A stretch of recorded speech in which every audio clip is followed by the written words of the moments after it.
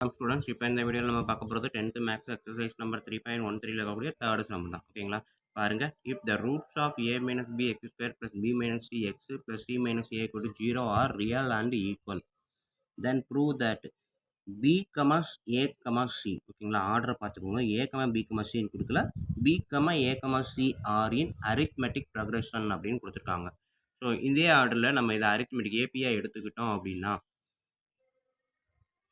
இங்கே நம்ம கண்டுபிடிச்ச ரூட்டு ரியல் அண்ட் ஈக்குவலாக வச்சா ரெண்டுமே கரெக்டாக வருதா அப்படின்னு பார்க்க போகிறோம் ஓகேங்களா ஸோ இப்போ பாருங்கள் கொடுத்துருக்க கொஸ்டின் இதுதான் இதை நான் பார்த்தோம் அப்படின்னா நம்மளுக்கான ஜென்ரல் ஈக்குவேஷன் ஃபார்ம் என்ன a x square plus b x plus c equal 0 இதுதான் ஜென்ரல் குவாட்ரிக் ஈக்குவேஷனுக்கான மெத்தட் ஓகேங்களா ஸோ இப்போ எக்ஸ் ஸ்கொயருக்கு முன்னாடி என்ன இருக்கோ அதை தான் ஏன்னு எடுப்போம் a equal to a minus b எக்ஸுக்கு முன்னாடி இருக்கிறது b equal to b minus c இது constant term c minus a so இப்போ ஃபார்முலா பார்த்தீங்கன்னா delta equal to b square minus 4ac equal to 0 ஓகேங்களா ஸோ இதுதான் நம்மளுக்குரிய ஃபார்முலா ஸோ இந்த ஃபார்முலாவில் நம்ம அப்ளை பண்ணி பார்க்க போகிறேன் ஈக்குவல் டு 0ன்றப்ப நான் முன்னாடியே 0வை போட்டேன் பி மைனஸ் சி அதாவது பி ஸ்கொயர்ன்றப்ப இந்த B minus C whole square ஓகேங்களா மைனஸ் 4 ஏக்கு பதிலாக ஏ மைனஸ் பி சிக்கு பதிலாக பி மைனஸ் சி ஸ்டூடெண்ட்ஸ் நல்லா ஒன்று ஞாபகம் வச்சுக்கோங்க எப்போவுமே இந்த மாதிரி கலந்து இருந்துச்சுன்னா நம்மளுக்கு மைண்டில் நிற்கக்கூடியது எது ஸ்கொயரில் இருக்குது அப்படின்றதான் ஃபஸ்ட்டு பார்க்கணும் ஸ்கொயரில் இருந்துச்சுன்னா அதே டைம் அடுத்தது ஸ்கொயர் இல்லாமல் இருக்கா பவர் 1ல் இருக்கான்னு பார்த்துக்கணும் ஸோ அப்படி பார்த்துக்கிட்டிங்கன்னா அதை தவிர்த்து மீதி இருக்கலாம் தான் ஏபிசின்னு நம்ம கன்சிடர் பண்ணுவோம்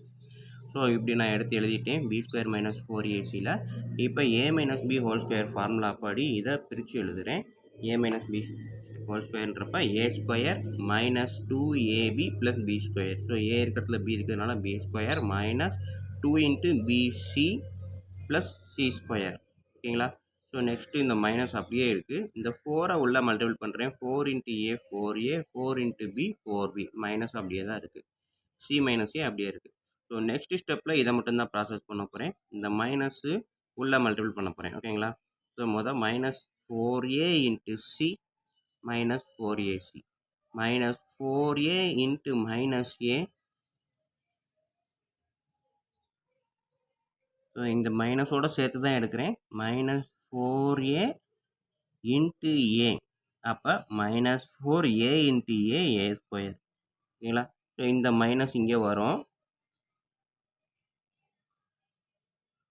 இங்கே ஒரு மைனஸ் இருக்கு இல்லையா ஏக்கு முன்னாடி ஒரு மைனஸ் இருக்கு இல்லையா மைனஸ் இன்ட்டு மைனஸ் ப்ளஸ் ஓகேங்களா மைனஸ் 4a இன்ட்டு மைனஸ் ஏ அப்படி நான் எடுக்காமல் விட்டுட்டேன் ஓகேங்களா ஸோ இப்போ பார்த்தீங்கன்னா ப்ளஸில் வந்துடும் அடுத்தது மைனஸ் 4 மைனஸ் இன்ட்டு மைனஸ் நான் இப்போ 4b எடுக்க போகிறேன் minus into minus plus 4b into c so போட்டிங்கன்னா 4bc வந்துருச்சா next minus into minus plus 4b into minus a ஓகேங்களா இதை நான் மல்டிபிள் பண்ணுறேன் 4bயோட ஸோ 4b அப்படின்றப்ப மைனஸ் 4ab ஓகேங்களா நான் ஏபிசி அந்த ஆர்டரில் வர்ற மாதிரியே எழுதுகிறேன் ஸோ அதனால் எழுதும் போது நான் அதை கொண்டு வந்துடுறேன் மைனஸ்ன்றது முன்னாடி வந்துருச்சு 4 இன்ட்டு பிஏனாலும் ஏபினாலும் ஒன்று தான் ஸோ மைனஸ் 4ab எடுத்து எழுதிட்டேன் ஸோ இப்போ பார்த்தீங்க அப்படின்னா ஏ ஸ்கொயர் எங்கே இருக்குது அதை ஃபஸ்ட்டு எடுத்து எழுதுகிறேன் 4a ஸ்கொயர் ஃபஸ்ட்டு எடுத்து எழுதிட்டேன் நெக்ஸ்ட்டு பி ஸ்கொயரை எடுத்து எழுதிட்டேன் சி ஸ்கொயரை எடுத்து எழுதிட்டேன் ஸோ அடுத்தது ஏபி பிசி சிஏ இப்படி தான் எழுத போகிறேன்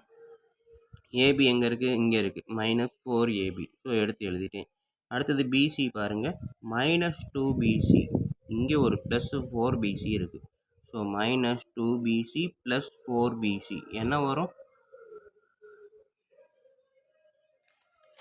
மைனஸ் 2bc ப்ளஸ் 4bc அப்படின்றப்ப பெரிய நம்பர் சின்ன நம்பரை சப்ட்ராக்ட் பண்ணிவிட்டு பெரிய நம்பரோட சைன் 2bc போடலாமா ஸோ அதான் நான் இங்கே எழுதியிருக்கேன் ஸோ அப்போ மைனஸ் 2bcயும் ப்ளஸ் 4bcயும் எடுத்து எழுதுறதுனால எனக்கு சிம்பிளிஃபை பண்ணப்போ 2bcன்னு கிடச்சிருச்சு மீதி இருக்குது இது மட்டும்தான் எல்லாமே கேன்சல் பண்ணிட்டோம் மைனஸ் 4ac ஓகேங்களா ஸோ இதில் இருந்து பாருங்கள் இது பார்க்குறதுக்கு எந்த மெத்தடில் இருக்குது ஒரு ஃபார்முலா நமக்கு தெரியும் a square plus B square plus C square plus 2ab plus 2bc plus 2ca equal to என்ன ஃபார்முலா முன்னாடி எழுதுகிறேன் a plus b plus c whole square formula இருக்கா so a plus b plus c whole square formula படி இது இருக்குது but ஏ இருக்க இடத்துல என்ன இருக்குது முன்னாடி ஒரு 4 இருக்குது ஆனால் இங்கே 4 எப்படி வந்துச்சு அப்படின்றது யோசிச்சு பார்த்தீங்க அப்படின்னா இங்கே தான் 2bc இருக்கே தவிர இங்கேயும் 4 இருக்குது வேறு என்ன காமனாக இருக்குது ஏவும் காமனாக இருக்குது ஓகேங்களா ஸோ அப்போ ஏ இருக்க இடத்துல என்னது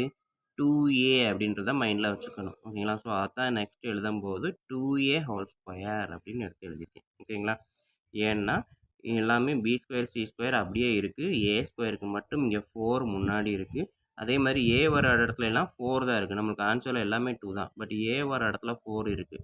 ஸோ அப்போ ஏவை எப்படி எழுதலாம்? 2ஏன்னு எழுதலாம். ஓகேவா? ஸோ அதான் இங்கே எழுதியிருக்கேன். ஏ வந்து 4ஏவை 2a ஹோல் ஸ்கொயர் அப்படின்னு எடுத்து எழுதியிருக்கேன். ஓகேங்களா? அந்த ஸ்கொயர்ன்றது 2க்கும் ஏவுக்கும் காமன். ஸோ 2 ஸ்கொயர்ன்றப்போ 4, 4 நான் 2 ஸ்கொயர்னும் ஏ ஸ்கொயரை ஏ ஸ்கொயர்னு எழுதியிருக்கேன். ப்ராக்கெட்டில் எடுத்து ஸ்கொயரை வெளியே கொண்டு வந்துட்டேன். Next step B square C square. இது வந்து என்னது? மைனஸ் சைன் இருக்குது. ஓகேங்களா? ஒன்று நல்லா கவனிச்சுக்கணும். இங்கே மட்டும் மைனஸ் சைன். ஏசியில் மைனஸ் சைனு, சரி ஏபிலையும் மைனஸ் சைனு, ஏபியில் மைனஸ் சைனு, ஏசியில் மைனஸ் சைனு. அப்போ ஏ தான் ரெண்டுக்கும் காமனாக இருக்குது. அப்போ ஏ வர இடத்துல மைனஸ் வருது அப்படின்னா நம்ம என்ன பண்ணலாம்? ஸோ ஏ வந்து -2a அப்படின்னு எடுக்கணும். ஓகேங்களா? ஸோ ஏ வந்து -2a. ஸோ இந்த ஃபார்முலா அப்படி நான் எழுதணும் அப்படின்னா a = -2a, b = b, c = c. ஓகேங்களா? ஸ்டூடெண்ட் இதை கொஞ்சம் நல்லா கவனிச்சுக்கோங்க. நம்மளுக்கு ஏற்ற ஃபார்முலாவுக்கு ஏற்ற மாதிரி இதை நான் மாற்றுறேன். ஸோ மாற்றும்போது a square b square plus C square அப்படின்றப்ப நான் ஏ ஸ்கொயருக்கு என்ன வரும்னு கண்டுபிடிக்கிறது தான் இவ்வளோ வேலை. இங்கே 4a இருக்குது, இங்கேயும் 4a இருக்கிறதுனால 2 ஒரு இடத்துலலாம் 4 இருக்கும்போது அப்போ மல்டிபிள் ஆஃப் 2 இருக்குதுன்னு அர்த்தம். ஆனால் ஏ இருக்க இடத்துல தான் அந்த 4மே வருதுன்றப்ப ஏ தான் வந்து 2a அப்படின்றத கன்சிடர் பண்ணுறோம். இன்னொரு ஸ்டெப்பு ஏ இருக்க இடத்துல தான் மைனஸும் இருக்குன்றதுனால என்ன பண்ணுறேன்? ஸோ -2a அப்படின்னு கன்சிடர் பண்ணுறேன். ஓகேங்களா? So -2a whole square plus B square plus C square. இந்த மைனஸை ப்ளஸ் ஆக்கி விட்டுட்டேன். எதுக்காகனா 2 × -2a மைனஸை உள்ளே கொண்டு வந்துட்டேன். ஸோ ப்ளஸ் இன்ட்டு மைனஸ் மைனஸ்னு வரும். ஓகேங்களா? ஸோ மைனஸை நான் வந்து என்னது 2a கிட்ட கொண்டு போயிட்டேன். Plus 2bc. இந்த -4aவை 2 × -2aன்னு எடுத்துட்டேன். இப்போ மல்டிபிள் பண்ணி பாருங்கள். Plus into minus minus 2 × 2 4 a × c ac. So இது எல்லாத்தையும் மல்டிபிள் பண்ணால் இந்த டேர்ம் தான் வரும். இந்த டேர்மை நான் இப்படி பிடிச்சிருக்கேன். ஓகேங்களா? கீழே கூட எழுதி காமிச்சிடுறேன். -4ac அப்படின்னு இருந்துச்சுன்னா இதை நான் எப்படி எழுதுறேன்? -2ac போட்டேன், முன்னாடி ஒரு 2 போட்டிருக்கேன். ஓகேங்களா? ஸோ அதைத்தான் எழுதியிருக்கேன், பிரித்து எழுதியிருக்கோம். 2 × -2 -4 a × c ac. ஓகேங்களா? ஏன்னா ஏ வந்து -2a அப்படின்னு எனக்கு தெரிஞ்சிருச்சு. அப்போ வெளியில் காமனாக இருக்க மைனஸை நான் உள்ளே கொண்டு போயிட்டேன். அப்போ 2க்கு முன்னாடி என்ன எழுதலாம்? ப்ளஸ்ஸு போடலாமா? தாராளமாக போட்டுக்கலாம். ஓகேங்களா? ஸோ இந்த டேர்மும் இந்த டேர்மும் இந்த டேர்ம் எல்லாமே ஒன்று தான். ஒரே டேர்மை நான் எப்படி வேணாலும் எழுதலாம். ஓகேங்களா? ஸோ 2 × -2னாலும் எழுதலாம், ப்ளஸ் 2 × -2ன்னு எழுதலாம், இல்லாட்டி -4ன்னு எழுதலாம். ஓகேங்களா? ஸோ அப்போ அந்த ஸ்டெப் படி இது வந்துருச்சு. ஸோ இப்போ பார்த்தீங்கன்னா நம்ம சொன்ன மெத்தட் படி a + b + c whole square சிம்பிளாக எழுதலாமா இதை ஃபுல்லாத்தையும்? ஸோ ஏக்கு பதில் என்ன இருக்குது? -2a இருக்குது. ஸோ அதை மட்டும் மைண்டில் வச்சுக்கோங்க. ஓகேங்களா? So -2a + b + c whole square. ஓகேங்களா? ஸோ நெக்ஸ்ட் ஸ்டெப்பு ஸ்கொயர் இந்த பக்கம் = 0. அப்போ ஸ்கொயர் இல்லைனாலும் அது 0வாக தான் இருக்கும். ஓகேங்களா? ஒரு நம்பரை ஸ்கொயர் பண்ண ஆன்சர் 0 வருது. அப்போ அதை ஸ்கொயர் எடுத்துட்டாலும் 0 தான் வரும். ஸோ அதனால் ஸ்கொயர் ரூட்டை நான் எடுக்கிறேன். ஆக்சுவலாக இந்த பக்கமும் ஸ்கொயர் ரூட், இந்த பக்கம் ஸ்கொயர் ரூட் எடுக்கிறது நம்ம அதை சொல்லாமலே செய்யலாம். ஓகேங்களா? So square root take the square root and both side அப்படின்னு ஒரு சென்டென்ஸ் எழுதி ஸ்கொயர் ரூட்டையும் ஸ்கொயரையும் கேன்சல் பண்ணுவோம்.